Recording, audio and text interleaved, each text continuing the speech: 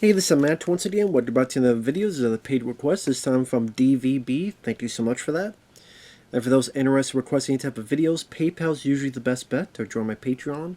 Links are down below in the info box there or over there. And you want me to review a YouTube video that someone did, a guy named Dougie Corrado, where it's about an hour and change where he tells a story about feral people in the Appalachian Mountains and an occurrence that happened to him.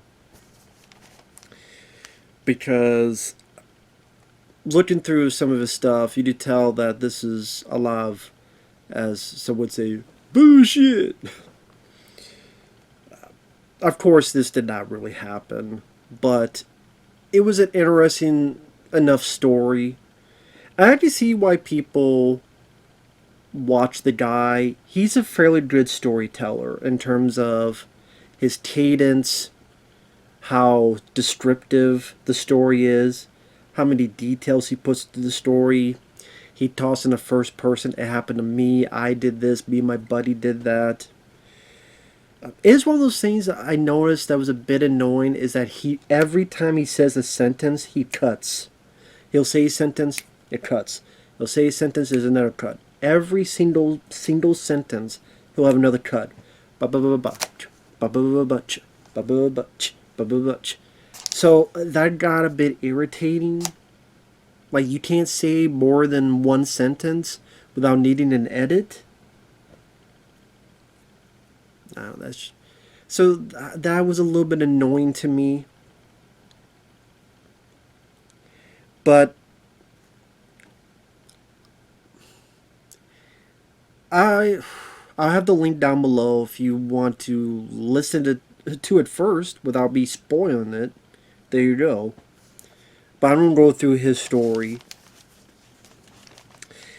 That he first tells a story about how when he was a kid in Virginia and went to the Shenandoah National Park. There was a summit to a mountain, took a trail. He was part of a class, and there was different groups and different buses. There were some flowers, go grab some flowers, and a kid named Tyler went there, gave a flower.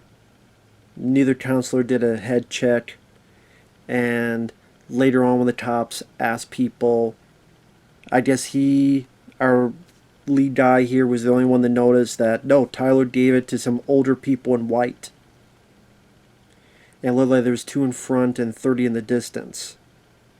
And he overheard one cop tell to the other, since when do they come this close? And Tyler was never found. Now granted, I mean, with well, I guess for that time period, it would be harder to find. But you think it'd be easier to find if there's over 30 people and there's a whole thing, you think it'd be easier to find them, but maybe not in this time period that he's talking about. Soon he jumps ahead. He's 23 years old. He's going back with his buddy. They're going to take this 95-mile, 5-day trip from Roanoke to Shenandoah. Now, I get it. People are into these trips. I have no idea why. I'm the total opposite. I'd be like, you're going to go 95 miles? And it's going to take you 5 days? It'd take me 5 days to walk 5 miles, let alone 95 miles. How the hell are you going to do 95 miles in 5 days? I guess anybody can, to be fair, but so that's not ridiculous. I'm just lazy. I'd have a heart attack before I get to mile 10. But I'm sitting there going, I guess people really like the adventure. Me, I'm like, no. There's snakes. There's bobcats. All sorts of animals. Bears. You could die. To go to the bathroom would be a pain in the ass. Perhaps literally. Especially if you run out of toilet paper and you gotta use, I don't know, cones. Sleeping, I'd be like, no, I'd be too worried a bear's gonna come in and give me a grizzly man. Have you ever seen the documentary Grizzly Man? You know what I mean. If not, check it out. It's definitely worth a look. It's a really good one. Grizzly Man. Werner Herzog directed it. But anyway, and it's like, okay, you got no phone. So I guess he never mentioned his phone. That's the thing. I unless I missed it, but he never mentioned taking a phone like phone service was out. But you think you would at least try, because some of the circumstances that happened throughout this, you would think you would at least try desperately for some kind of service. Granted, it probably still wouldn't have worked, but I think it'd still be worth a try. So I might have missed that part though. So if he did, I apologize. But on the journey, they meet two women, and they say they're trail angels. So you're not Charlie's Angels, you're Trail Angels. And without thinking, even though he mentions he didn't trust the lady, he decided to drink the water he was given. Now, granted, you would think for a guy who is trying to be all about being prepared and survival, if you don't trust a person, I'm not gonna be like, oh yeah, but he drank a little, and apparently he felt funny. And while they gave us this drug, don't drink that water. There's some powder, some sediment. I guess it was an upper. I guess better than a Debbie Downer.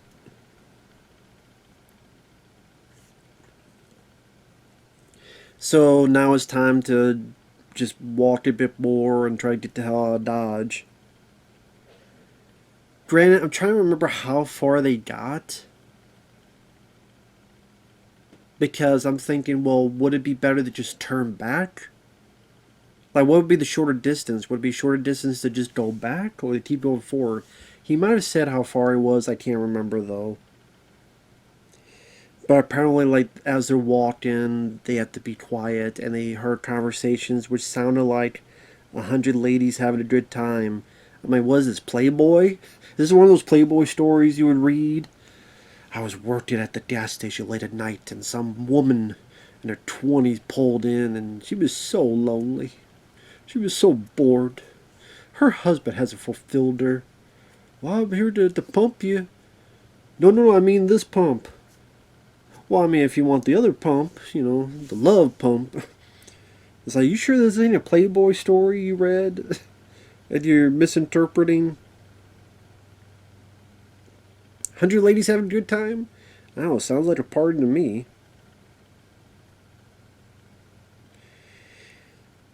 And then there's a few references this guy mentions. Duddy. I'm not sure how you pronounce it. Duty or like Duty Hauser or Duddy. But first he mentions who's going to carry the boats. I'm like, what the hell does that mean? Apparently there's a guy named David Goggins, and he does mention the name.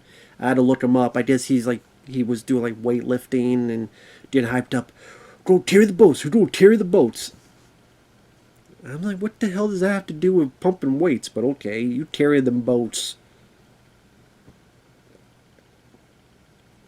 And then we're going to take a Navy SEAL nap. I don't know what a Navy SEAL nap is and what that means compared to a different nap. Is a Navy SEAL nap means I'm done? Or, like, again, I don't know. For those who know what a Navy SEAL nap is, feel free to educate me. I'm sure it's a real thing. I just don't know what the hell what is a Navy SEAL nap?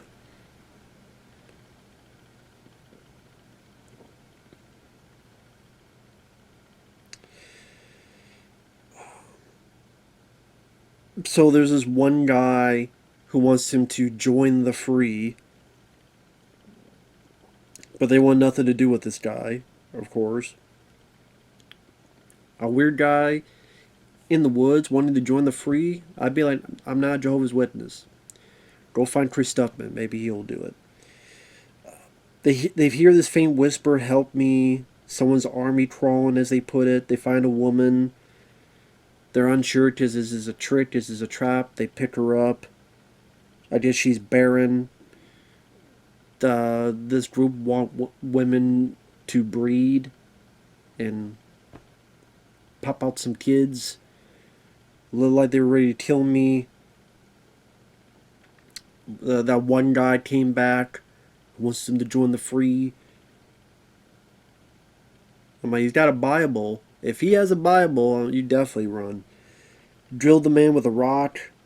I'm sitting there going, sure, taking the gun. Because early on in the story, it's like we always said we need to be very, very prepared. I'm like, how are you very, very prepared, but you don't take a gun? If you don't, I'm sorry. If I'm going to go 95 miles for 5 days, I'm taking a gun. Because if a bear or a bobcat is going to come at me, I'm not going to have some knife. I'd be like, shotgun or handgun. Both, preferably. Take a gun. You want to be prepared for a 95-mile trip? Take a gun. I definitely don't want to go on a trip to consider what happened to Julian Sands, the actor, where he went hiking, then he disappeared, then he found his body, like, was it months later? Weeks or months later. And it's like, I still don't know exactly what happened to him. If he, like, maybe slid. Something like that, but especially after that, I'm like, no, I don't want anything to do with this. Fuck that. Screw that BS. Then should have taken a gun. Because let me tell you, with a gun, you don't breathe free somewhere else, or your brain's going to be free of your body after this trigger gets pulled. Do you want your brain to be free of your body? You want your ears to be more free to listen to the words I'm telling you? I'll put a bullet through both your ears. They'll be more free. Maybe you hear the words coming out of my mouth more freely.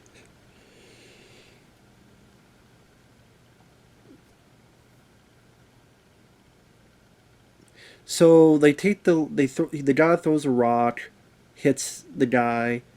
They go, and I'm sitting there going, okay, wait a minute. If there's all these women and stuff, and this guy, okay, he got hit by a rock, but yeah, I think you have an injured woman with you. That injured woman's going to slow you down. And they talk about, oh, we see them in the distance. Why aren't they running full force? If all these women. They don't have someone slowing them down. They should be running full force. It'd be much more of a angst, much more of a intense. Instead, our three come across this place. There's this guy who pulls out a gun, ultimately brings them in. Someone knocks on the door, says, oh, they're part of us. And it's the guy who wants to be, the free guy, as I call him. Join the free. The shotgun guy's like, what? You didn't tell me you were with them? No, we're not with them. Well, I'm sorry, they already claimed you. There's nothing I could do. Yeah, there is. You got a gun. I know there's a bunch of women there, but are there? You have a gun. I think if you shoot one or two, three of them, they may scatter and get the hell out of Dodge. But anyway. That's just my opinion. So something about, listen, we'll take you with us. We'll leave the girl alone. They say, well, I guess we'll have to listen to them because what else can we do? I'm like, isn't it in movies where it's like, why would you believe in what they say? Also, like, why would they let this girl go regardless? Apparently they do. In the story, they do let the girl go. And I'm sitting there going, isn't she a witness? What is to stop her from going to the cops, telling what happened, them going in with the National Guard or whatever the hell, to go and find these people, and blah, blah, blah, blah. Especially if you did a kit, if she did go through that. Actually, I can't remember if she did. If she was actually R to the A to the PED. I can't remember. Maybe they didn't, but maybe some other DNA that you did. I don't know. But yeah, again, it seems like these folks would not want any witnesses, but apparently they don't care. And then it's like, hey, we're going to take you back on stretchers. So now part of my brain's like, oh, well, this isn't too bad, you know? Okay, they don't let the girl go. They don't put me on a stretcher, and all these women are going to tear me back. I have to relax and have like the best sleep in a while, and then this guy come up and go, we want you to breed all these women. I'm like, so I'm Roddy Piper from Hell Comes to Frogtown? Now, granted, this guy says he's telling us as if we're supposed to be loving this. I'm like, I might be one of them might love that. Granted, not forever. Which I guess one of the people comes up to our two guys and says, listen, you can't stay here. They're lying. If you stay here for one day, you don't be here forever. They said they'll let you go, they won't. I'm like, they let the girl go? You might as well let them go too. Because they even say, listen, if you keep doing it, it'll be inbreeding, it'll sully the pool, the DNA pool. So if they're willing to let one girl go for and not care about witnesses, why wouldn't they let them go? Because if they breed more, then it'd be more of the inbreeding. That's not what you want, and you'll just find more guys. Screw, 10, 20 women. They get pregnant. Send me a postcard. Goodbye. My job's done. It would make more sense for them to do that. This cult, whatever. You willing to let this woman go, but you won't let these two go. Which that would cause you more problems and turmoil, you would think. Granted, being stretchered out and breeding a population of women sounds like a vacation to me.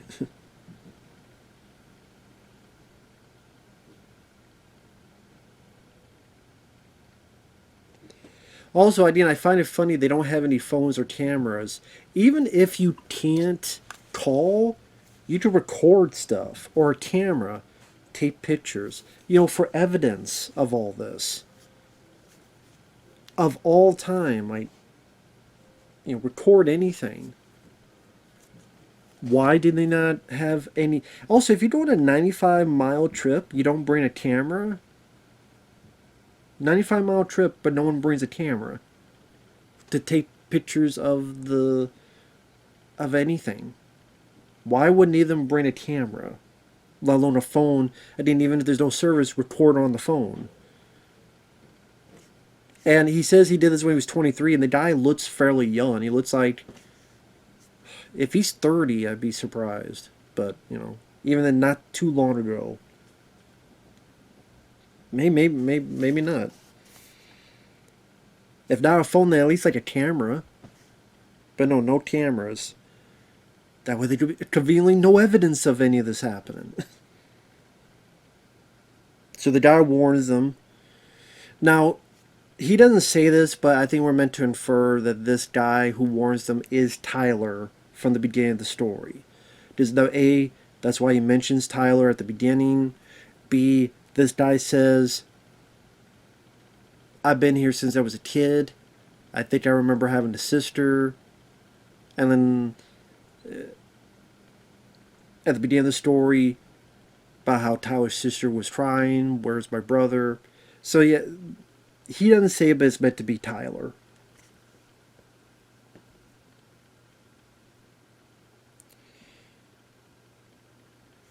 So the guy warns, like, do all this specific stuff because they're great trackers. And he says something like they've been so trained at night that they could see in the dark. I'm not sure it works that way. I'm not sure it works that way if you just train yourself to see in the dark like that. I'm not Riddick. I don't have surgery on my eyes. It's not The Descent, where they literally, they use echolocation. Which that would be. It wouldn't be that they. I don't know. That was a bit of the story. I'm like, wait, what? They could see in the dark or whatever? Okay, yeah. You lost me a bit with that part of the story. But it's near the end. And they say, oh, the park ranger's part of it. And I'm like, really? The park ranger is. What benefit does the park ranger and the cops. What benefit do they have to work with these people? Do they get breeding rights too? Do they get to breed the women too? That's the thing. What do the cops and the park ranger like? What benefit do they have in working with this cult? Like, what do they get out of it? Do they get? Doesn't look like these guys have money? I did. If they get to breed the women too, why don't you don't need these two guys? You get them to breed them. I don't know. Apparently, just because. And it's funny. Don't trust anybody except the bus guy, because they're able to get out of the woods. They get to the bus, give us 2 tickets. And it's like, don't trust anybody, but trust the bus guy to get on the bus. But I will say it was fun enough because the guy was a good storyteller in terms of, again, his delivery, his cadence, his dialogue, in terms of like how I did particular and how descriptive he was. So I can see the appeal. It's a bullshit story, but it was entertaining to listen to, I will say. So I just I go take a Navy SEAL power nap. But with that said, thanks for watching. Thanks once again, DVB. And we'll see you guys later. Bye-bye for now.